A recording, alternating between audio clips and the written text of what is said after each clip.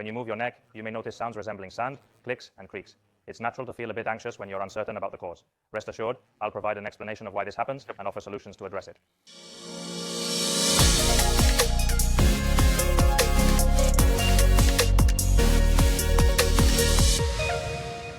Hello, how is everyone doing? Welcome to Physiolution, the channel dedicated to physiotherapy and promoting overall well-being. Today, I want to address a concern that many people have, that uncomfortable sensation in your neck when you move it, often accompanied by creaking sounds and noises. It's a common experience, but it can still be quite alarming. If you're unsure whether it's normal, you might be anxious, so brace yourself for this video, as it will address your concerns. To allay your worries, I wish to transmit a message of tranquility. Allow me to alleviate your concerns with this calming communication. These neck sounds aren't a worry unless there's pain. They're common, and I'll share the three main causes. One reason that commonly leads to changes in joint pressure is when there are alterations in the forces applied to the joint. This factor is frequently observed and can have significant impact on joint health. Synovial joints, including the cervical joints, consist of a joint capsule that is filled with synovial fluid. These joints play a vital role in allowing smooth movement and flexibility in the body. This essential function of cartilage involves lubricating and shielding it from potential damage. When we move our bones, it leads to a change in pressure within the joint, resulting in motion. This alteration occurs as we create movement. This process can generate tiny gas bubbles, which may occasionally burst, resulting in a cracking or clicking sound. It is possible for these gas bubbles to cause small fractures or clicks to occur. When we rotate our neck in various directions, such as to the sides, upwards, or downwards, these shifts in pressure occur. Hence, as we move, we perceive the audible sensation of crackling or popping. The pressure, which was initially felt, resurfaces after approximately 20 minutes, causing the neck to crack again. This recurring phenomenon is observed due to the duration of time that has elapsed. A common reason behind the occurrence of sounds or clicks in the neck is the displacement of a ligament or tendon near the neck muscles. This phenomenon takes place when these flexible tissues shift their position, resulting in a discernible auditory disturbance.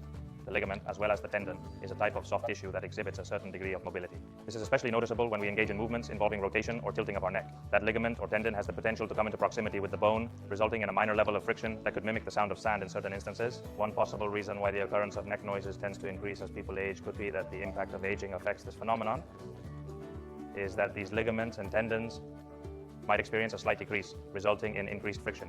However, it should be noted that this hypothesis is based on limited scientific evidence, as there is still uncertainty about whether age plays a significant role in causing this joint noise.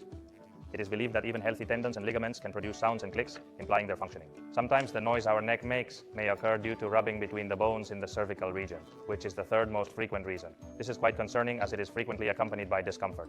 If there is pain, it is advisable to have it checked out so as to identify the underlying issue. In the presence of osteoarthritis, the friction between cervical bones can worsen, leading to intensified discomfort and potential pain escalation. This may result in accelerated discomfort. The natural process of aging can be further accelerated if we have experienced various neck injuries, such as whiplash, throughout our lives. This acceleration can contribute to the deterioration of our necks. Impacts or trauma in the area can make that friction even slightly greater. As I mentioned before, you can determine if this is our issue by the presence of any discomfort. Tally shows this passage has 144 characters. Usually, this type of noise occurs with each and every movement. It's not an occasional occurrence. Specifically, whenever I rotate my neck towards the right, for example, it cracks and hurts. If that occurs, see a doctor. After carefully examining the three primary factors responsible for neck noises, it becomes apparent that it is a complex issue with multiple causes involved. A solid routine of neck muscle mobility, strengthening, and stretching is known to aid us greatly. This includes exercises that improve flexibility and stability. Our aim is to minimize the disruptive noises and provide relief from any pain. To achieve this, we will break down the routine into three set dimensions: mobility, strengthening, and stretching. To begin, the initial part will concentrate on improving neck mobility. We will perform 4 specific movements, starting with the first one. Move the chin toward the shoulder while performing this rotation. Always maintain a slow and deliberate pace in order to prevent mistakes. Dizziness, and we'll act. 2 sets of 10 repetitions to each side. First, we would go to the right, and afterward, we would do the same. The chin should be directed toward the left shoulder. 2 sets of 10 repetitions. Try not to do them back to back. Let at least some time pass. Take 30 seconds between sets to prevent any possible dizziness that might arise. The second mobility exercise is similar yet different. We will bring the ear to the shoulder. After that, we will perform this process of lateralization. Don't worry because you may have more mobility on one side than the other. It's completely normal. Many of us experience this. Only if pain is not experienced. It's all right. Let's move 20 units to one side and then 20 units to the opposite direction. The other. You see that here to the left it turns a little less, but it's okay. That's what we work for. We gradually mobilize 2 sets of 10 repetitions. Translate the task. We are going to lift the chin up. Gently lift your chin towards your chest, aiming to raise it as high as possible. Ensure that your chin does not move towards your stomach, but instead stays focused on lifting upward, toward the sternum. Performing this task. We would also do 2 sets of 10 repetitions. Always very slow and controlled movements. And now for our last exercise. We'll focus on mobility in the opposite direction, extending, and we want to bring the crown area to the back of the neck. Looking upward, moving the eyes along with it. Take it slow. 2 sets of 10 repetitions. If any of these movements cause dizziness, don't do them. But if not, we will focus on working the next mobility in all directions. Next, we will transition to strengthening. We will now perform a strengthening exercise for the double chin position. You might have encountered this in other videos, yet it remains an exceedingly fascinating topic and extremely significant. So how are we going to achieve it? One method is to create resistance using our hands while in this specific posture.